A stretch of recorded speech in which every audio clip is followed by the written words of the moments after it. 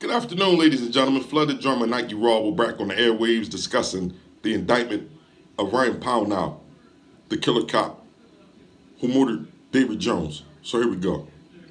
The fatal shooting in Hunting Park. First of all, let me bring back to the conversation the founder of the Justice for David Jones Coalition, Isaac Gardner. Good to have you back in the studio. Thank you, Frankie. Absolutely, good to have you here. Also joining us is Chris Norris.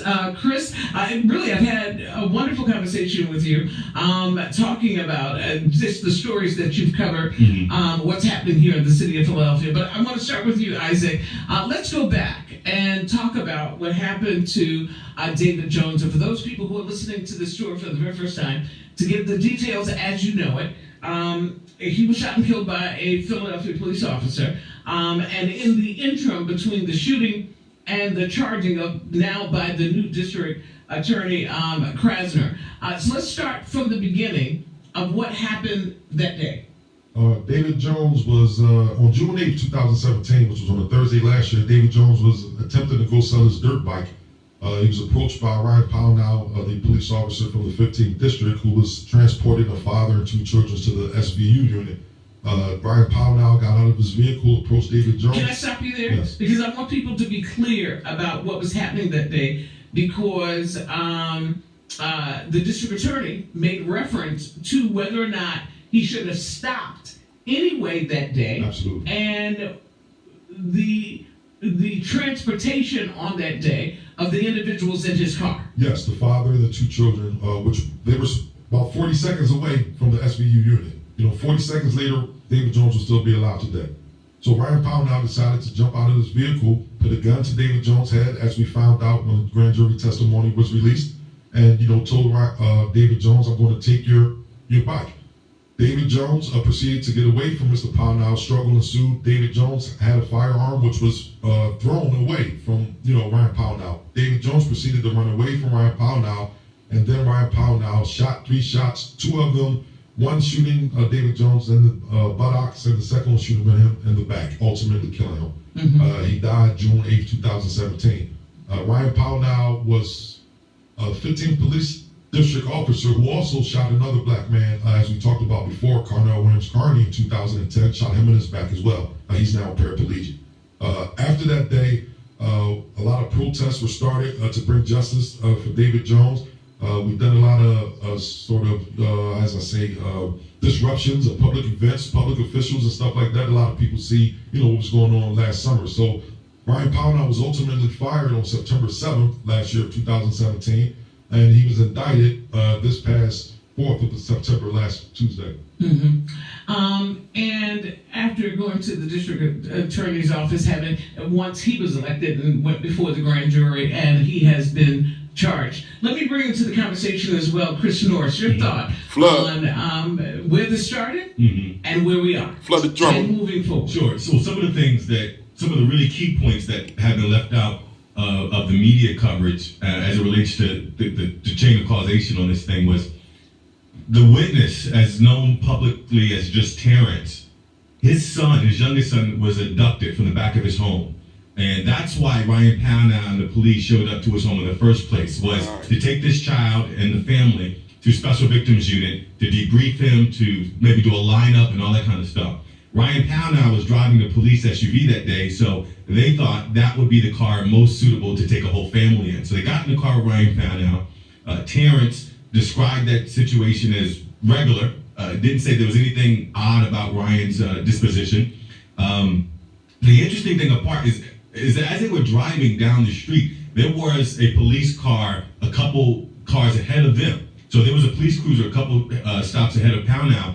They saw Jones and continued to drive anyway, because as they testified before the grand jury, even though he was driving an illegal dirt bike, he wasn't endangering anybody. There's a clear policy from the police department not to pursue those types of motorbikes, so they kept on going. Pownall saw him, and according to the witness, said, "Look at this mother," and then cut across traffic to pursue David Jones. So you put yourself in the mindset of the witness. They had just experienced an abduction. All they want to do is get to Special Victims Unit, and now they're put 4 feet from where this encounter happened. Fast forward to The struggle happened. The witnesses in the back of the car telling David Jones, "Don't do it, bro. Don't do it, bro." Now, the initial news coverage suggested that he was telling him not to reach for that gun or not to pull the gun out. That was untrue. He was actually telling David Jones, "Stop struggling. Stop struggling." Because at that point, David Jones had thrown his gun, and as I found out, the gun was 25 feet from David Jones in the opposite direction of the struggle. The witnesses continue to be consistent, even testifying in front of the grand jury.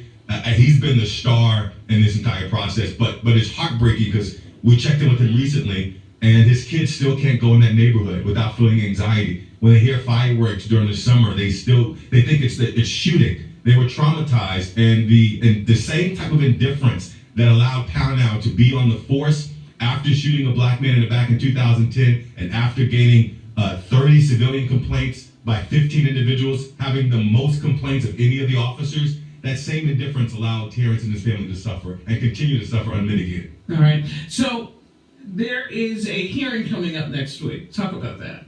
Yeah, Ryan Pownall's preliminary hearing is coming up this Wednesday, actually, September 19th.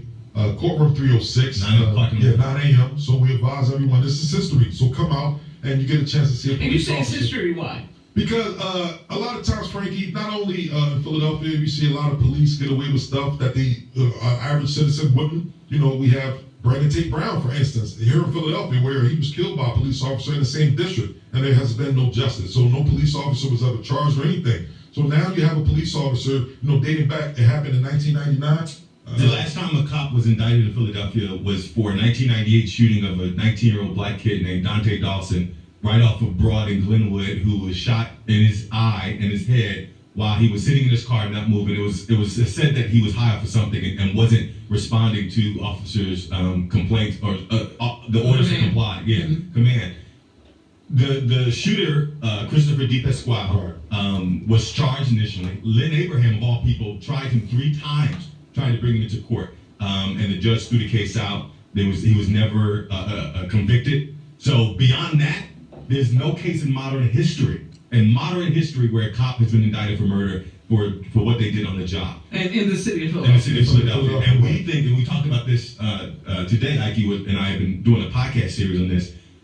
If it wasn't for Larry Krasner, and we truly believe that, I don't think that another district attorney would have pursued these charges. I'm almost confident saying that if Seth Williams was still here, he wouldn't have done it. Yeah. So, I mean, when you talk about the process, the voting process was really important because Krasner campaigned on this and said, I'm going to hold police accountable even if I have to go into the courtroom myself. And when he announced the indictment, one of the things he said was, as we're announcing this indictment, we're doing something that's, quote, regrettably unusual in the city of Philadelphia because police are not held accountable for what they do on the job, particularly when what they do involves violence against civilians. Well, the hearing is coming up on this Wednesday. 19th? Yeah, the 19th, absolutely. So, CJC, courtroom 306, that's his preliminary hearing. So that's where the judge will hear the evidence to determine if there's enough evidence to hold him over for trial. So if the judge finds that if there is enough evidence, he'll get a arraignment date, he'll be arraigned on the charges, then he'll get a pre-trial date, and then he'll get a trial date. And then, hopefully, he will still be in jail. He's currently incarcerated without bail, as he has been since September 4th. In CFCF, 7901 State Road, Philly, PA, 19136. If anybody wants to write him a letter or anything and tell him what kind of individual he is, you can do that. So that's a little editorial. Absolutely. Ryan Pownall does have probably some of the best defense in the city. They've retained Fortunato Perry. I believe that the FOP is bankrolling that. And as I was telling you offline, I think that one of their earlier moves is going to try and seek a change of venue because they feel that the Philadelphia So there are sources that are saying to you that Absolutely. that's possibly what they're going to see this coming Wednesday. Yeah, which we cannot let that happen in the city because the fight is not over. We said from the beginning this was a 3-step process. The first step was for him to be fired. The second step was for him to be charged. The third step was him to be convicted. We have 2 of those 3 steps out of the way. We're on the 3rd step. So for them to ask for a change of venue, we see what they're trying to do. When David Jones was murdered in Philadelphia, he needs to be tried in Philadelphia. I mean, at the end of the day, that's what needs to happen. And what's interesting, Frank, is that the through line throughout this entire story with Ryan Pownall is about indifference, right?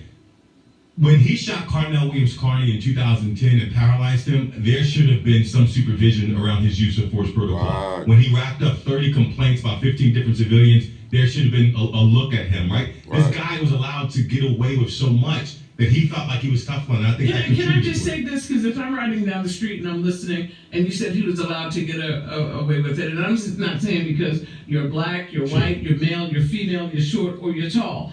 The idea of being able to get equity for communities of color, particularly with the tone and tenor now around the country around race, you've had a number of African American commissioners, and even at that time, when you look at and you make that assertion about what should have happened, when the head person in charge looks like the community that's complaining, and nothing happens, how do you respond to that? Well, I've always said that, black faces in high places don't equal justice, right? There are some black people who identify with the system so much that they become self-hating Negroes. They're not there to pursue justice. As we saw in the case of Seth Williams, they're there to pursue power and prestige and money. I mean, when you think about this, right? I mean, for people who may not be able to grasp the full context, this shooting happened and it was juxtaposed with the DA in court for 29 counts of corruption. I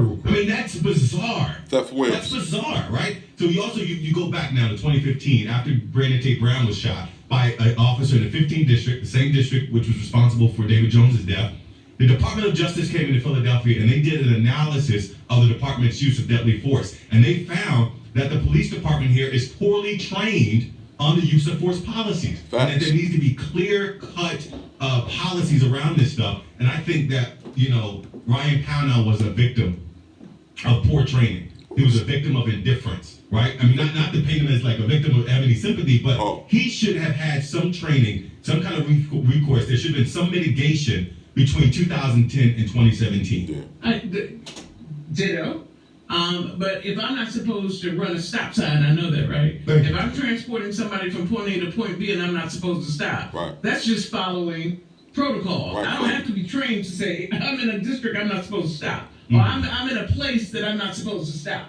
So I get what you're saying, and I think that training, period. And let me just say, and it may sound familiar, I have great friends that are police officers. Yes. And we have these conversations because the kind of shows that we do, and like they said, at the end of the day, and the older the officer, the different the conversation. Because at the end of the day, they want to get home to their families as well. And the question becomes, how do we coexist, not only as Americans in this country, under the tone and tenor that's being portrayed, and then when we break that down from a national discussion to a local discussion to a community discussion, when there are people that look like you. And when you work with, and it's like accountability, until officers hold officers accountable for the behaviors. But it gets blanketed for all police officers. It's not all police officers. But the police have to police the police if they want the perceptions to change. And it's challenging for officers of color. It's challenging for women who are officers as well. But until they start to police themselves or their own behaviors about what they believe to be, because you talk about that blue wall of silence, what they believe to be really perceptions and some realities of the people you police, it's always going to be like oil and water. Well, I said there's a lot, because I had discussions with a lot of police officers throughout the process of this, and Chris knows. A lot of them tell me that they want to say in privately, that's messed up, pound out there. And I've told them, it may sound harsh. Please don't tell me privately how you feel about that officer. Say it publicly, because a lot of police officers, and I'm talking to you right now, who stand behind Colin Kaepernick. He's unemployed. He risked it all, okay? He risked everything. So if he can do it, you can do it as well. So don't give me, well, I can't lose my job. I have benefits. My children, they need college money, stuff like that. You understand what I mean? So if it really means something to you, you would, like you say, police the police. Get your coworkers right. Check them. Put them in order. Don't speak to us privately about how you feel. Well, Dr. Martin Luther King said the measure of a man is not where he stands in comfort and security, but where he stands in conflict. You know what I mean? Exactly. So, when you get to the point where you have to ask yourself, or you walk by mirrors because you can't look in it, that's a problem. That's a problem. Anything that the two of you want to share before we go? Sure. I just want to, for people who enjoy this type of conversation, they want to get a deeper context into what happened. Ikey Raw and I just completed a 4-part series, a podcast series, looking at the David Jones shootings and the tragic events that followed. We go into long form, about an hour on each topic. And so they can check that out at anchor.fm/floodthedrummer or subscribe to the Drumming for Justice podcast on Apple Podcasts. It's a great listening experience if you really want to know Check it out. everything you need to know Shit before this Wednesday's preliminary hearing. All right, great. Good to have you both. Isaac Gardner, founder of the Justice for David Jones Coalition, and Chris Norris. Good to have you both in the studio. We'll follow up with you on Wednesday and definitely moving forward. Thank you so much and for we'll see having what us. happens. That's what's up, Frank. We'll see what happens. We're 105. Ashley Home Store. Shout out to Frankie Darcell, 105.3, man. Always looking out for David Jones, Justice for David Jones Coalition, man. As y'all heard it, all facts right there. So make sure y'all come out Wednesday, September 19th, courtroom 306 at 9 a.m. in the morning, man. I'm out of here.